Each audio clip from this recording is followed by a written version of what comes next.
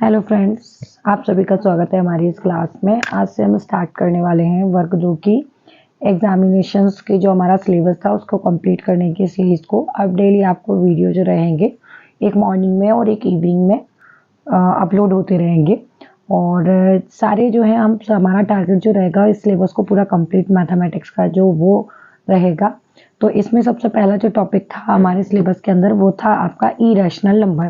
ठीक है, irrational number की अगर हम बात करते हैं तो क्या होता है इरेशनल नंबर। इरेशनल नंबर को हम कहते हैं अपरिमेय संख्या। देखो डेफिनेशंस के तौर पे जितनी चीजें उनको मैंने पहले से ही नोट डाउन कर लिया है और जो क्वेश्चंस के अकॉर्डिंग रहेंगे उनको मैं आपको एक्सप्लेन करती जाऊंगी। ठीक है, तो क्या है हमारा रैशनल नंबर, क्या होता है रैशनल नंबर। तो रैशनल नंबर यानी कि जिसे हम कहते हैं परिमेय संख्या है। परिमेय संख्या किन्हें कहते हैं, जो संख्याएं पी अपॉन क्यू में व्यक्त होती हैं। ठीक है, यानी कि जिन संख्याओं को पी अपॉन क्यू, पी का मतलब यहाँ पे ध्यान रखिएगा आप कि यहाँ पे पी का मतलब क्या है आपका अंश, यानी कि किसी संख्याओं को हम अंश और हर इनके रूप में जब हम लिख सकते हैं, यानी कि एक भिन्न के रूप में जब हम लिख सकते हैं तो उसी को हम क्या कहते हैं, आपकी परिमेय संख्याएं कहते हैं। ठीक है, ये आपकी क्या है, परिमेय संख्याएं हैं, ध्यान रखिएगा। ये हमारी क्या है, परिमेय संख्याएं हैं। ठीक है, तो ये हमारे अंश और हर यहाँ पे व्यक्त होते हैं। अब हम बात करते हैं में व्यक्त हो उसे हम परिमेय संख्याएं कहते हैं। अब इरेशनल नंबर किसे फिर कहते हैं हम, इरेशनल नंबर यानी कि अपरिमेय संख्याओं को हम कहते हैं, यानी कि जिन संख्याओं को हम पी अपॉन क्यू में व्यक्त ना किया जा सके, यानी कि जिन संख्याओं को पी अपॉन क्यू यानी कि भिन्न में नहीं बदला जा सकता है उन्हें हम क्या कहते हैं, अपरिमेय संख्याएं जो होता है वो कहते हैं। ठीक है, एग्जाम्पल के लिए जब मैं ये पीछे जो हैंगी हमारी संख्याएं उनको मैं एक्सप्लेन करूंगी कि क्या किस टाइप की संख्याएं जो होती हैं वो आपकी परिमेय और अपरिमेय होती हैं, उनको हम बहुत अच्छे से समझेंगे। ठीक है, तो देखते हैं कुछ बेसिक मैं आपको एग्जाम्पल एक्सप्लेन कर देती हूँ कि परिमेय और अपरिमेय को समझने के लिए, ताकि जो छोटे मोटे डाउट्स हमारे वो क्लियर हो जाए। जैसे कि परिमेय संख्या की हम बात करते हैं तो परिमेय संख्या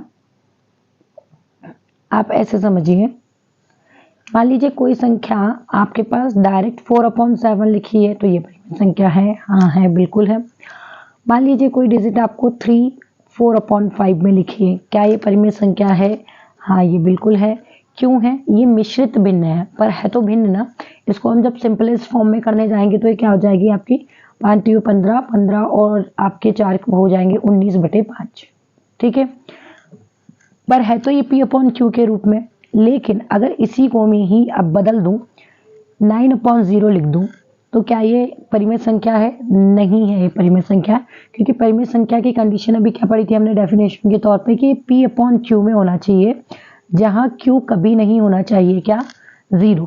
अगर आपका क्यू यानी कि जो हर होता है ये नीचे वाला नंबर अगर 0 हो जाता है यानी कि वो परिमेय संख्या आपकी नहीं होती है। ठीक है, तो ये ध्यान रखना, ये क्या होती है तुम्हारी हमारी अपरिमेय संख्याएं कहलाती हैं। ठीक है, अब इसके बाद हम बात करते हैं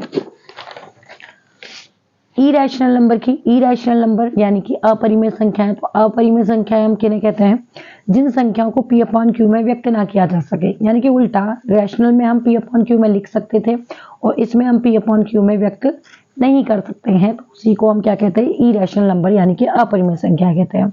ठीक है, इसी से जुड़ी हुई कुछ चीजें जो आपकी परिमेय और अपरिमेय संख्या के बारे में किसने बताया था, तो पाइथागोरस के द्वारा बताया गया था। और याद रखिएगा कि पाइथागोरस जो हैं वो कहाँ के मैथमेटिशियंस हैं, गणितज्ञ हैं, जिन्हें हम कहते हैं हिंदी में, इन्हें हिंदी में हम क्या कहते हैं, गणितज्ञ। तो ये कहाँ के गणितज्ञ हैं, तो ये आपके हैं ग्रीक के। ठीक है, ये कहाँ के थे, ग्रीक के थे। और ये यहाँ पे इनकी जो सदी होती है, जो ईयर्स होते हैं वो उनको याद रखिएगा, 569 BC से लेकर 479। ठीक है, तो ये आपको याद रखना है, इसको आप हाईलाइट कर लीजिएगा, क्योंकि थ्योरिकल चीजें जब आ जाती हैं तो हम बहुत ही ज़्यादा डिफिकल्टी हमको हो जाती है, बिकॉज हम लोग मैथ्स के टीचर हैं तो हमको थ्योरिकल चीज़ें थोड़ी सी रिमाइंडिंग कम रहती हैं। और ये बुक से जो है नोट्स वो इम्पोर्टेंट थ्योरिकल मैंने नोट्स कर रखा है, तो आप भी बिल्कुल नोट्स कीजिएगा और आपको बुक्स में भी मिल जाएंगी। ठीक है, बात करते हैं उदाहरण के लिए किसका, अपरिमेय संख्या के बारे में। ठीक है, तो अपरिमेय संख्याओं के उदाहरण के लिए रूट 5। अच्छा क्यों है, रीजन बताती हूँ मैं आपको इसका।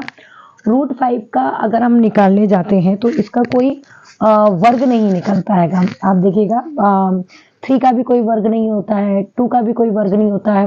और पाई, अच्छा देखो जिसको याद होगा उसको पता है पाई की वैल्यू 22/7 होती है। और जब 22/7 को हम सॉल्व करते हैं तो 3.14 इसके आगे वो कंटिन्यूअस बढ़ती जाती है। और जब भी कोई भिन्न को जब हम सरल भिन्न में बदलते हैं, सॉरी जब भी किसी हम भिन्न को यहाँ पे नंबरिंग में बदलते हैं और वहां पे आपको एक अशांत दशमलव, अब ये अशांत दशमलव क्या होता है, यानी कि जब हम भाग करने के बाद में दशमलव के बाद में कहीं पे भी हमको शेषफल बचता ही जा रहा है और रिपीट होता जा रहा है तो उसको हम बोलते हैं अशांत दशमलव। तो ये आपकी पाई जो है ना, याद रखना, कभी डायरेक्ट भी आपसे पूछ ले कि पाई एक कैसी संख्या है, तो पाई ध्यान रखिएगा आपकी इरेशनल यानी कि अपरिमेय संख्या है। क्या है ये? अपरिमेय संख्या है। कौन? पाई। इस तरह की संख्या जो रिपीट होती है आपकी 0, फिर 110, फिर 110, इस तरीके से ये बढ़ती चली जा रही है, यानी कि लगातार डैश डैश आ रहा है, तो ये भी आपकी कैसी संख्या होती है?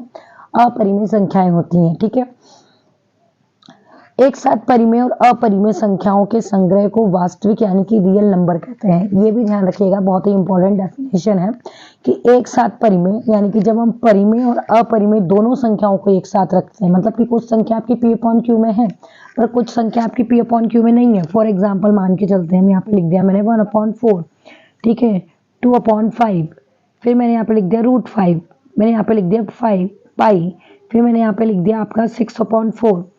इस तरह की मैं संख्याओं को लिख दूं अगर, तो देखिए ये परिमेय है और ये आपकी क्या है? अपरिमेय है। तो जब एक साथ इन संख्याओं को पढ़ा जाता है तो इन संख्याओं को हम क्या पढ़ते हैं? वास्तविक संख्याएं। वास्तविक संख्या यानी कि रियल नंबर। ध्यान रखिएगा, ये कैसी संख्या है? वास्तविक संख्याएं यानी कि रियल नंबर है। वास्तविक संख्याएं यानी कि वास्तविक संख्याएं या तो परिमेय या अपरिमेय संख्याएं हो सकती हैं। ठीक है, ये परिमेय भी हो सकती हैं, ये अपरिमेय भी हो सकती हैं। संख्या रेखा पर प्रत्येक बिंदु एक अद्वितीय वास्तविक संख्या को निरूपित कर सकता है। ये देखिए, ये लाइन क्यों यहाँ पे आप कहेंगे एकदम से कहाँ से उठ के आ गई है?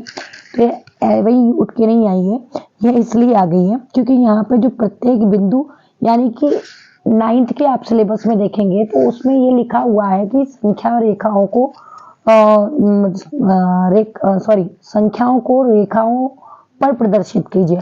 पर ये वाला जो टॉपिक है ना, ये हम बाद में लास्ट में समझेंगे या बीच में फिर अलग से इसके लिए वीडियो में बनाऊंगी। ठीक है, पर इससे रिलेटेड कुछ चीजें हैं वो भी आप समझ लीजिएगा कि वास्तविक संख्या के बारे में और रेखा बिंदु के बारे में किसने बताया था। तो ध्यान रखिएगा, 1870 में 2 जर्मनी गणितज्ञ थे, उन्होंने इसकी जानकारी दी थी, मतलब इसके बारे में बताया था। तो कौन थे? एक तो जी कैंटर थे और एक कौन थे? आर डेडिकिन। ये नाम याद रखिएगा और इस नाम को लिख जरूर लीजिएगा और बार बार इसको देखिएगा। देखिए पाइथागोरस तो ऐसा था कि हमने कई बार पढ़ा है तो हम जानते हैं पाइथागोरस के बारे में, पाइथागोरस थ्योरम भी हमने पढ़ी है, पर ये नाम आपके थोड़े अलग है तो इनको नोट डाउन जरूर कर लीजिएगा कि 1870 में ये 2 जर्मनी गणितज्ञ थे जिनका नाम था जी कैंटर और आर डेडिकिन। इनके द्वारा वास्तविक संख्याओं के बारे में बताया गया था और वास्तविक संख्याओं को संख्या रेखा पर कैसे शो किया जाता है उसके बारे में इन्होंने बताया था। अब हम देखते हैं हमारा नेक्स्ट टॉपिक।